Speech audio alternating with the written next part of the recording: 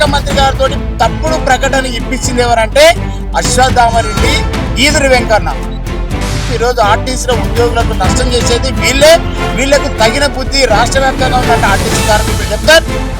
లోపాయకారి ఒప్పందం చేసుకున్నారు కాబట్టి ఈరోజు ఈ పరిస్థితి ఏర్పడింది. అందరు రిటైర్ అయిపోయారు. మనకు పైసలు కావాలి, ఏం కావాలి? చందలు కావాలి. చందలు కావాలంటే యూనియన్లు ఉండాలి. అందుకే యూనియన్లు ఉండాలంటున్నారు. కానీ ఎప్పుడైతే మీరు రిటైర్ అయిన వాళ్ళు దూరం పెడతారో అప్పుడు ఆర్టీసీ బాగుపడుతుంది, మీ జీవితాలు కూడా బాగుపడతాయి. కాబట్టి ఆర్టీసీ కార్మికులంతా విలీనమేమొద్దు, ఎలక్షన్లు వద్దు అన్న ఉద్దేశం కొద్ది కూడా ముందుకెళ్లడం జరుగుతుంది. ఏదైతే పొన్నం ప్రభాకర్ మాట్లాడిన మాటలతో కొంత ఇబ్బందులు తలెత్తిన మాట వాస్తవం కనబడుతుంది. ఇందులో భాగంగానే టీజేఎంయూ ప్రధాన కార్యదర్శి హనుమంత్ గారు ఉన్నారు. వారిని అడిగే ప్రయత్నం. సార్ చెప్పండి, మంత్రి పొన్నం ప్రభాకర్ గారు మొన్న ఒక మాట మాట్లాడని నిన్న ఈవీ వెహికల్స్ ప్రారంభోత్సవంలో కూడా ఎలక్షన్స్ తర్వాతనే విలీనం అని చెప్పడం జరిగింది. దీనివల్ల చాలా మంది అపోహల్లో ఉన్నారు. ఎవరైనా మీ కార్మికులంతా కూడా ఏం చెప్తున్నారు దీనిపై? ఏదైతే రాష్ట్ర రవాణా శాఖ మంత్రి పొన్నం ప్రభాకర్ గారు మొన్న ఇచ్చిన స్టేట్మెంటు, దానితోటి యావత్ ఆర్టీసీ ఉద్యోగులు ఎంత సంతోషం ఉన్నారో అంతా ఇప్పుడు నిరాశకు గురయ్యారు. అంటే ఇటువంటి పరిస్థితి వస్తుందని కూడా ఎవరు అనుకోలే. మరి ఎందుకు ఆ విధంగా చెప్పిండ్రు అని అనేది మాకు అర్థమవుతున్నది. ఏంటంటే కొంతమంది లీడర్లు, అంటే అశ్వత్థామరెడ్డి కానీ లేకపోతే ఈదురు వెంకన్న కానీ, అంటే పబ్లిక్లోనేమో వర్కర్ల దగ్గరనేమో ప్రభుత్వంలో విలీనం అంటున్నారు. తీరా ప్రభుత్వం దగ్గర ఏం చెప్తా ఉన్నారు వాళ్ళు? మాకు ఎన్నికలైనా సరే మేము ఎన్నికలకు సిద్ధం, ఎన్నికలు అయిపోయినాక కూడా విలీన కమిటీలో మేము ఉండాలి. వాళ్ళ స్వార్థం, అంటే కమిటీలో మేము ఉండాలని ఆలోచన చేస్తున్నారు తప్ప ప్రభుత్వంలో విలీనం అయితే ఎంత మంచిగా ఉంటుంది ఉద్యోగ భద్రత కానీ, ఈ వేధింపులు కానీ, ప్రభుత్వ ఉద్యోగులతో సమానంగా వేతనాలు కానీ, ఇవన్నీ ఏవైతే వస్తాయో అవన్నిటికి రావాలనే ఆలోచనతో ఉన్నారు. మేము ఎన్నికలు నిలబడడానికే ఏమైనా భయపడుతున్నామా? అటువంటిది కాదు. మాకు ఎన్నికలు లేకున్నా సరే, యూనియన్ లేకున్నా సరే ప్రభుత్వంలో విలీనం కావాలని మేము 2017లో యూనియన్ స్థాపించినప్పుడు పాంప్లెంట్ వేసేసి 2019లో రాష్ట్రం మొత్తం యావత్తు తెలంగాణ మొత్తం 97 డిపోలో కార్మిక చైతన్య యాత్ర చేసి మేము 2019లో సమ్మె నోటీస్ ఇచ్చింది మేమే. అదే అశ్వత్థామరెడ్డి ఆ రోజు ఏమన్నాడు? హనుమంత్ ముదిరాజు యొక్క సమ్మె నోటీస్ ఇచ్చిండు, పిచ్చోడు, లేకపోతే రకరకాల మాట్లాడిన మాటలు అశ్వత్థామరెడ్డి మాట్లాడు. మిగతా యూనియన్ నాయకులు కూడా చాలా మంది కూడా ఇది పనికిరాని డిమాండ్ అని అన్నవారు. అదే ముఖ్యమంత్రి, అప్పుడు ఉన్నటువంటి ముఖ్యమంత్రి చంద్రశేఖర్ రావు కూడా భూలోకం ఉన్నంత వరకు ఈ ప్రభుత్వంలో విలీనము అసాధ్యము, ఇది పిచ్చి మాటలు, ఇది పిచ్చి డిమాండ్ అని ముఖ్యమంత్రి, అప్పుడున్న ముఖ్యమంత్రి కూడా చెప్పారు. కానీ మేము మా ఆత్మవిశ్వాసంతో మనం ఏదో విధంగా ఆర్టీసీలో తెలంగాణ జాతీయ మజ్దూర్ నిర్మాణం అవుతుంది, మా గుర్తింపు ఒకటి ఉండాలి, చిరస్థాయిగా మాకు ఏదైనా ఒకటి ఉండాలి అనే ఉద్దేశంతో మేము అది ఒక నిర్ణయం తీసుకొని మా యొక్క ధ్యేయమే ఆర్టీసీని ప్రభుత్వంలో విలీనం చేయాలనేటువంటి డిమాండ్ ఏదైతుందో దాని గురించి శాయశక్తిలా ప్రయత్నం చేశాం. ఆ రోజు ఆ యొక్క ఉద్యమం చేస్తున్న సమయంలో కూడా నేను సంవత్సరంన్నర లీవ్ ఎండి గారితో శాంక్షన్ చేస్తే అప్పుడు లీవ్ క్యాన్సిల్ చేసి రిమూవ్ చేసి నేను ఎప్పుడు భయపడాలి. మనం ఏమనుకున్నాము? మనకు పేరు కావాలి, మన ఆర్టీసీలో ఒక చిరస్థాయిగా మన పేరు నిలిచిపోవాలి, మా యూనియన్ పేరు నిలిచిపోవాలి, మా యూనియన్కి ఎవరైతే కష్టపడినారో వాళ్ళ పేరంతా నిలిచిపోవాలనే ఉద్దేశంతో నేను రాష్ట్ర వ్యాప్తంగా మరి ఒక త్యాగం చేసి ఉద్యోగం ఓడగొట్టుకున్నప్పుడు కూడా నేను ఈ యొక్క పోరాటం చేసిన. ఆ పోరాటం చేసిన సందర్భంగా మొన్న ఆర్టీసీ ఉద్యోగులందరూ మళ్ళీ సమ్మె చేసినప్పుడు అన్ని యూనియన్లు ప్రభుత్వంలో విలీనం కావాలన్నారు. ఎవరైతే అప్పుడు వద్దన్నారో వాళ్ళందరూ కూడా ప్రభుత్వంలో విలీనం కావాలన్నారు. అంటే ఈ పరిస్థితికి తీసుకొచ్చిన ఘనత కేవలం తెలంగాణ జాతీయ మజ్దూరానికే దక్కుతుంది. ఎందుకంటే తెలంగాణ జాతీయ మజ్దూరను ఏ స్వార్థం లేకుండా ఎన్ని ఇబ్బందులు ఉన్నా మాకు ప్రభుత్వంలో విలీనం అయితే చాలు. ఏమన్నా కానీ మాకు ఆత్మగౌరవం కంటే ఎన్ని కోట్లు ఇచ్చినా మాకు అవసరం లేదు. మాకు సమాజంలో విలువ, పేరు అని ఆర్టీసీ వాళ్ళు కూడా ప్రభుత్వ ఉద్యోగులు అంటే అసలు దాని విలువనే అలాగుంటుందనే ఉద్దేశంతో మేము ఆలోచన చేసాం, ఆ యొక్క నిర్ణయం తీసుకున్నాం. ఇక ఈ మధ్యకాలంలో ఇంకా మొన్న కొత్తగా వచ్చిండు ఆయన, నేనే ప్రభుత్వంలో విలీనం చేసిన ఈ డిమాండ్ నాది అంటాడు. 2012 తెచ్చిన అంటాడు. 2012 కదా ఎక్కడ జేఏసీ? వాళ్ళు జేఏసీలో 5 యూనియన్లు ఉన్నాయి, మిగతా 7 యూనియన్లు బయట ఉన్నాయి. మేము జేఏసీలో ఫస్ట్ సమ్మె నోటీస్ ఇచ్చినాము, మేము జేఏసీలో ఉన్నాం. ఈ ఎంకన్నా చేసే పద్ధతి మీద మేము జేఏసీలో లేము. వాస్తవంగా మేము గతంలో జేఏసీ నేను కో చైర్మన్. అంటే వాస్తవంగా ఇప్పుడు ఎంకన్నా పిచ్చిగా మాట్లాడతాడు, ఏదో అవగాహన లేని నాయకత్వం లెక్క మాట్లాడతాడు. అసలు జేఏసీ అంటే హనుమంతుకు తెలుసా అంటాడు. జేఏసీ అప్పుడు ఇవి ఇచ్చిన జేఏసీకి ఎవరు నాంది చేసిరంటే ఇదే అశ్వత్థామరెడ్డి, అదే ఆ రోజు ఉన్నటువంటి రాజిరెడ్డి, అప్పుడున్నటువంటి విఎస్రావు, ఈ ముగ్గురు కలిపి అక్కడ ఒక జేఏసీ ఇచ్చారు 3 యూనియన్లతో. ఆ జేఏసీ అంటేనే అటువంటి జేఏసీ ఉండదు. మళ్ళీ మేము అందరం ఇట్లా చేసినంటే మేము 8 యూనియన్ కలిపి అప్పుడు నేను జేఏసీ చైర్మన్ ఉన్నా. ఎప్పుడు 2019 ఎన్నికల్లో అప్పుడు నేను జేఏసీ చైర్మన్ ఉండి మొత్తం సమ్మె 55 రోజులు సమ్మె వరకు కూడా నేనున్నా. మరి అటువంటి జేఏసీ అనేది ఏమైందంటే దీన్ని ఆర్టీసీలో మాత్రం జేఏసీ అనేది పనికి రాకుండా చేసారు, అంటే జేఏసీకి అర్థం లేకుండా చేసారు. ఇప్పుడు ఏదో నేనే చేసినా, ఇక నేను చేసిందే ఉన్నది ఇంకోటి లేదు అనే విధంగా ఇంకన్నా మాట్లాడడం, లేకపోతే నాకున్న తెలివి దేశంలో ఎవరికి లేదు అనే విధంగా మాట్లాడడం. అప్పుడు కేసీఆర్ ఎట్లా మాట్లాడో ఈయన అట్లా మాట్లాడుతుంది. అంటే ఈ విధంగా మాట్లాడేటువంటి పద్ధతితోటి ఆర్టీసీ ఉద్యోగులు మంచి జరిగే చెడు జరుగుతుంది. ఈరోజు ఈదురు వెంకన్న గారే ప్రభుత్వంలో విలీనం చేయాలని మరి ఆ రోజు ప్రభుత్వంలో అందరూ సమ్మె టైంలో చెప్పారు. మళ్ళీ తర్వాత 30 తారీఖు నాడే మళ్ళీ లేబర్ కమిషన్కు లెటర్ ఇచ్చేస్తూ ఎన్నికలు జరపాలి, టైం అయిపోయింది అంటే ఇన్ని రోజులు కానీ టైము ప్రభుత్వం చెప్పినాక హామీ ఇచ్చినాక అందరు మంత్రివర్గులు ఇచ్చినాక మరి ఆ విధంగా చెప్పదు. అశ్వత్థామరెడ్డి కూడా ఎన్నికలు జరగాలి అంటే వీళ్ళ స్వార్థం ఏంది? వీళ్ళంతా రిటైర్మెంట్ అయిన వాళ్ళు. ఈ అశ్వత్థామరెడ్డి కానీ, ఇంకా థామస్ రెడ్డి కానీ, రాజిరెడ్డి కానీ, ఇంకా ఎవరైతే చాలా మంది ఉన్నారో అందరు రిటైర్ అయిపోయారు. వాళ్ళకి పైసలు కావాలి, ఏం కావాలి? చందాలు కావాలి. చందాలు కావాలంటే యూనియన్లు ఉండాలి. అందుకే యూనియన్లు ఉండాలంటున్నారు. కానీ ఏదైతే ప్రభుత్వంలో విలీనం అయితే మా బతుకులే మారుతిపోయాయి అనే ఆలోచన లేదు. అసలు ఇప్పుడు రిటైర్ అయిన వాళ్ళకి కూడా చాలా సమస్యలు ఉన్నాయి. వాళ్ళకి రావాల్సినట్టు బకాయిలు ఉన్నాయి. 2013 సంబంధించిన 17కి సంబంధించిన పిఎఫ్ డబ్బులు జమ కాలేదు, అది దానికి సంబంధించిన ఏరియాస్ రాలేదు 17కి కానీ 21 కానీ. సో ఇటువంటి ఇబ్బందులు రిటైర్ అయిన కార్మికులు ఎదుర్కొంటున్నారు. వాటి మీద దృష్టి పెట్టలేరు. మాకు డబ్బులు ఎట్లా వస్తారని ఆలోచన చేస్తున్నారు. ఎందుకంటే వీళ్ళకి అట్లా అలవాటు పడిపోయింది. ఈ అశ్వత్థామరెడ్డి అదే విధంగా అలవాటు అయిపోయింది. ఇప్పుడు ఈదురు వెంకన్న ఆయన మాటలకు అర్థమే లేదు. అప్పుడు ఈయన పద్ధతే బాగలేదని నేను బహిరంగంగా చెప్పిన. ఆయన ఆ పద్ధతి వలన నేను జేఏసీలో లేను. గతంలో జేఏసీలో ఉన్నా, జేఏసీలో ఉండి పోరాటం చేస్తే ఎవరిని లెక్క పెట్టేటువంటి ఆలోచన లేదు. కానీ నేనేమనుకున్నా, ఎక్కడున్నా సరే జేఏసీలో లేకున్నా సరే మనం మద్దతు ఇస్తాం, పోరాటం ఉంటాం. మా యొక్క ఏదైతే డిమాండ్ ఉందో ప్రభుత్వంలో విలీనం, అది మేము పెట్టిన డిమాండ్, ఖచ్చితంగా మేము పోరాటం చేస్తాన నమ్మకంతో మేము వాళ్ళు పిలిచినా పిలవకపోయినా ఫస్ట్ జేఏసీలో ఆ రోజు ఇదే రవాణా శాఖ మంత్రి గారు మీరు ఈ సమ్మెను వాయిదా వేసుకోండి అంటే నేనున్నా, అందులో కో చైర్మన్ ఉన్నా. అప్పుడు వాయిదా వేసుకున్నాం. మళ్ళీ మొన్న సమ్మె నోటీస్ ఇవ్వలేదు, కానీ సమ్మె చేస్తానని బహిరంగంగా చెప్పిన. ఎందుకంటే ఒకరు ఇస్తే చాలు, ఎవరో ఒకరు ఆర్టీసీలో ఒకరు ఇచ్చినా సమ్మె చేసిన సందర్భాలు ఇప్పుడు కాదు, చాలా సందర్భాలు ఉన్నాయి. ఇక నేను జేఏసీగా నేనే చేసిన, ఇంకెవరు చేయలేదు అనే విధంగా మాట్లాడుతున్నా. అది ఎట్టి పరిస్థితిలో క్షమించరాంది. యూనియన్లకు వెన్నుపోటు ఓటిస్తేనేమో ఒక మీ నాయకులకు ఇబ్బంది అవుతుంది. కానీ ఇప్పుడు 60 అంటే దాదాపు 39,000 40,000 మంది కార్మికులకు ఇప్పుడు ఇట్లాంటి మీరు చెప్తున్న నాయకులు వెన్నుపోటు పొడిచినట్టు అవుతుంది. ఎందుకంటే ఒకరు ఆత్మత్యాగాన్ని కూడా చేసారు. ఇప్పుడు మరి కార్మికుల్లో బగ్గుమంటున్నారు. ఏమైపోతుంది రేపు మరి? ఇప్పుడు వీళ్ళకు సిగ్గు శరం దోషం అనేది నాయకులకు ఉండాలి. ఇప్పుడు నర్సంపేట డిపోలో శంకర్ గౌడ అనేటువంటి వ్యక్తి ఆత్మార్పణ చేసుకున్నాడు. ఆయన ఆత్మ త్యాగం చేసిండు. ఆదాంతో కూడా ప్రభుత్వం కూడా ఒక దిగొచ్చి ఇటువంటివి ఇంకా బలిదానాలు కావద్దు, అప్పుడు కేసీఆర్ టైంలో 38 చనిపోయారు, ఆ విధంగా చావద్దు ఎవరు కూడా అనేది ప్రభుత్వం ముందుకొచ్చి చేసింది.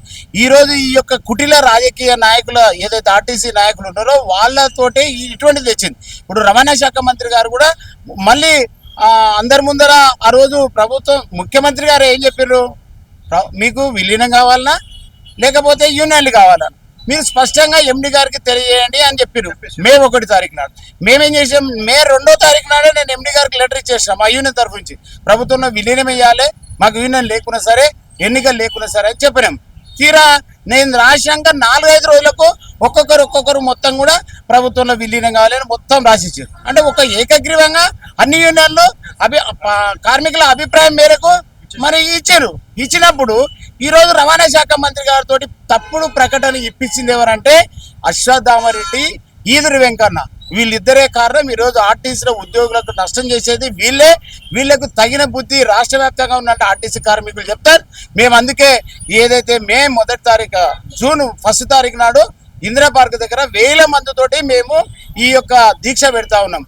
ఓన్లీ ఎవరన్నా మీరు ఈ గట్టున ఉంటావా ఆ గట్టున ఉంటావా అంటే విలీన గట్టున ఉంటావా ఈ యొక్క ద్రోవుల గట్టున ఉంటావా అనేది కార్మికులు తెలుసుకోవాల్సిన అవసరం ఉంది. ఆ సందర్భంగా విలీన డిమాండ్ తోటి మేము ముందుకెళ్తున్నాం. కాబట్టి రాష్ట్రంలో ఉన్నటువంటి కండక్టర్ కానీ, డ్రైవర్లు కానీ, మెకానిక్లు కానీ, సూపర్వైజర్లు కానీ, గ్యారేజ్ సిబ్బంది కానీ, ఆఫీస్ సిబ్బంది కానీ పెద్ద ఎత్తున ఈ యొక్క ఇందిరా పార్క్ దగ్గరికి, ధర్నా చౌక్ రాబోతా ఉన్నారు. దీని ద్వారా ప్రభుత్వానికి అరే నిజంగానే వీళ్ళది ప్రభుత్వంలో విలీనమే కోరుతా ఉన్నది అనేది స్పష్టంగా చెప్పదలుచుకున్నాం. తెలంగాణ జాతీయ మజ్దూర్ యూనియన్ ఈ యొక్క నిర్ణయం తీసుకున్నాం. మళ్ళీ వీళ్ళు కూడా నేను ఆ నిర్ణయం తీసుకున్న తర్వాత ఓరేమో డిపోలలో ధర్నా చేశారంట, ఒక ఆయన డిపోలలో నిరాహార దీక్ష ఏదో దండలు వేసే కార్యక్రమం చేస్తున్నారు. అంటే వీళ్ళు ఏం చేస్తున్నారు, తూతూ మంత్రంగా పనిచేస్తూ ఉన్నారు. కానీ మేము ఆ విధంగా ఎప్పుడు చేయలేదు. ఏదైతే ఆర్టీసీ ఉద్యోగులు వాళ్ళ చిరవకాల వంచ ఏదైతే ఉందో ప్రభుత్వంలో విలీనం కావాలని, దానికోసము మేము తుచా తప్పకుండా మేము ఏం ప్రోగ్రాం చేస్తామో స్పష్టంగా చేస్తున్నాం.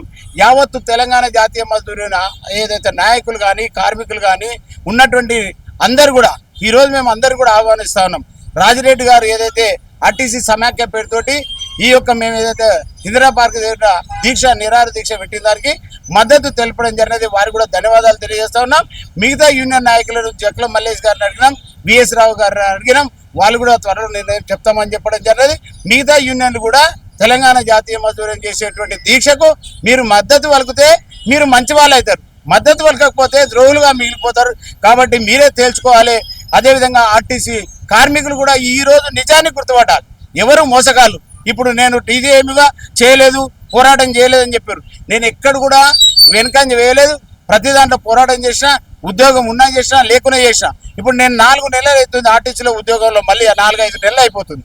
అంటే నన్ను తీసేసినప్పుడు కూడా కోర్టు ద్వారా పోయి మళ్ళీ నేను ఆర్టీసీలో జాయిన్ అయినా. అంటే ఇప్పుడు రిటైర్ అయ్యే వాళ్ళ సమస్యలు అంటే తీసుకోవడానికి ప్రయత్నం చేస్తున్నారు తప్ప ఆర్టీసీలో ఉద్యోగం చేస్తున్నటువంటి వారి సమస్యలు తీర్చే ఆలోచన వీళ్ళకి లేదు. అందుకని ఆర్టీసీ ఉద్యోగులకు కూడా చెప్తా ఉన్నా, రిటైర్ ఎవరైతే వాళ్ళని దూరం పెట్టాల్సిన అవసరం ఉంది.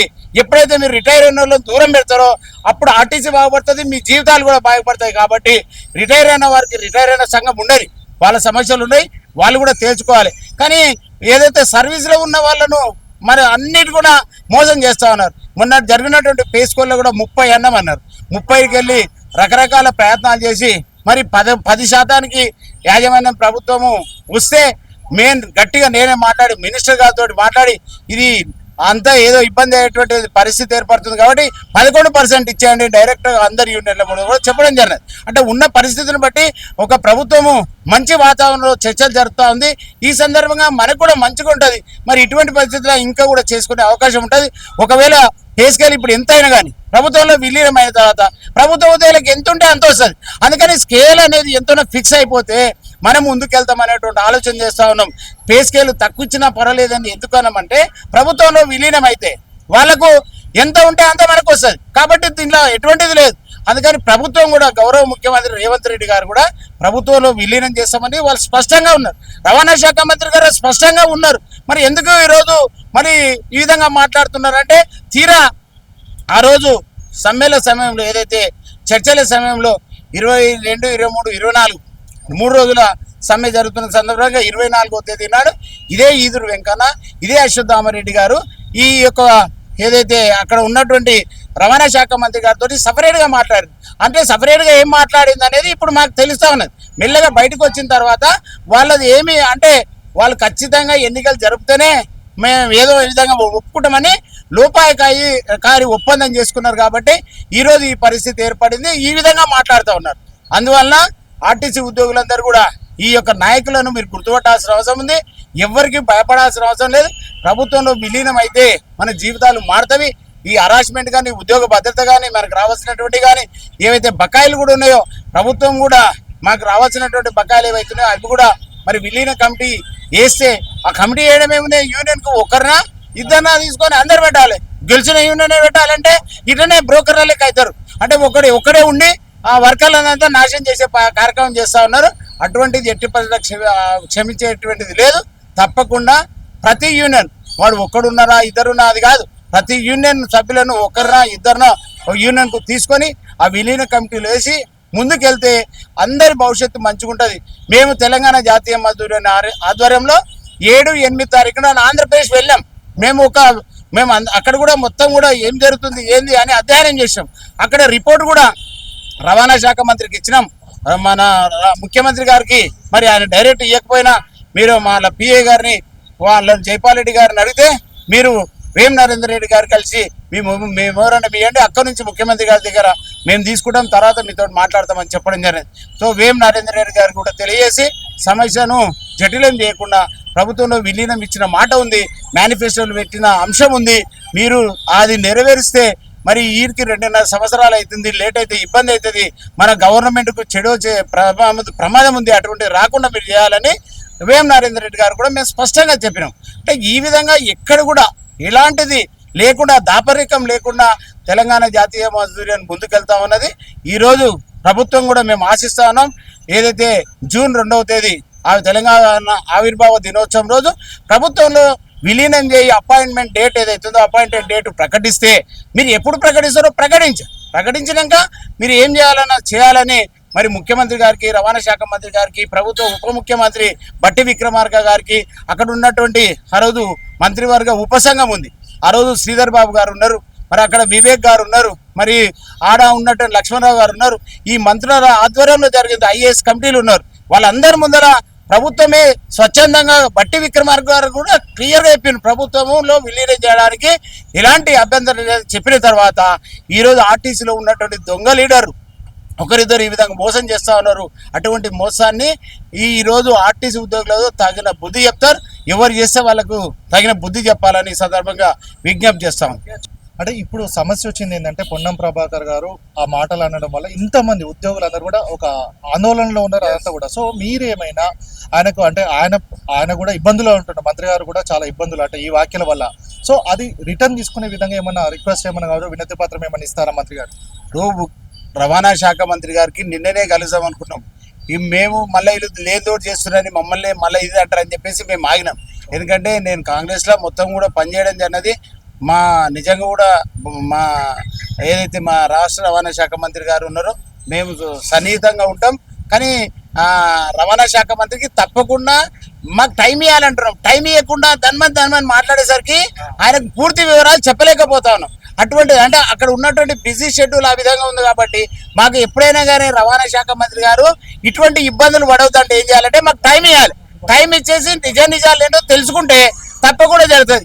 ఎప్పుడు కూడా పూర్తి టైం ఇవ్వకుండా ధన్మని చెప్పే లోపల చాలు నాకు తెలుసా అని అంటాడు అనుకో, అటువంటి దాంతో ఈ రోజు ఇబ్బందులు ఏర్పడాయి. ఈ రోజు మరి రవాణా శాఖ మంత్రి గారిని ఈ విధంగా అనే పరిస్థితి ఎవరికి రాదు. అంటే కొన్ని అంటే వాళ్ళకు ఉండే షెడ్యూల్లో ఆ విధంగా టైం లేకపోతారు, కావాలని చేయాలని లేదు. రవాణా శాఖ మంత్రి గారు అన్న కానీ అంతా నా ఊళ్ళే అంటారు, అట్లేం లేదు. మరి ఖచ్చితంగా నా ఊళ్ళో నేను చేస్తాంటారు. ఇప్పుడు కూడా రవాణా శాఖ మంత్రి గారు రిక్వెస్ట్ చేస్తున్నాం, ఏదైతే డేట్ ఆఫ్ అపాయింట్మెంట్ ఏదైతుందో అది వెంబడే ప్రకటించాలని, ఇది మళ్ళీ ముఖ్యమంత్రి గారి ద్వారా మీరే ప్రకటించాలని రవాణా శాఖ మంత్రి గారికి కోరుతా ఉన్నాం. సో మొత్తంగా ప్రతి ఒక్కరు కూడా కార్మిక శ్రేయస్సే ముఖ్యము. ఎందుకంటే యూనియన్లు పెట్టుకున్నప్పటికీ కూడా యూనియన్లు కూడా అల్టిమేట్గా కార్మికుల శ్రేయస్సు కోసమే పనిచేస్తాయి కాబట్టి యూనియన్లు మాకు ముఖ్యం కాదు. ముందుగా ఆర్టీసీ కార్మికులందరినీ కూడా ప్రభుత్వ ఉద్యోగులకు విలీనంగా చేస్తే మాత్రం అందరికీ శ్రేయస్సు ఉంటుంది, ఉద్యోగ భద్రత ఉంటుంది కాబట్టి అదే ముఖ్యము, మాకు యూనియన్లు ముఖ్యం కాదని కూడా చెప్తున్న నేపథ్యం. ఎందుకంటే యూనియన్లు ఏదైతే కూడా ఆర్టీసీ విలీనం అయితే అసోసియేషన్లు వస్తే మళ్ళీ సేమ్ అదంతా కథ నడుస్తుంది కాబట్టి సో ముఖ్యంగా ఆర్టీసీ ఉద్యోగుల ఉద్యోగ భద్రత అంతిమ లక్ష్యం అని కూడా హనుమంత్ ముద్రాజ్ గారు చెప్తున్న నేపథ్యం. ప్రభాకర్తో గణేష్ సమయం హైదరాబాద్ నుంచి.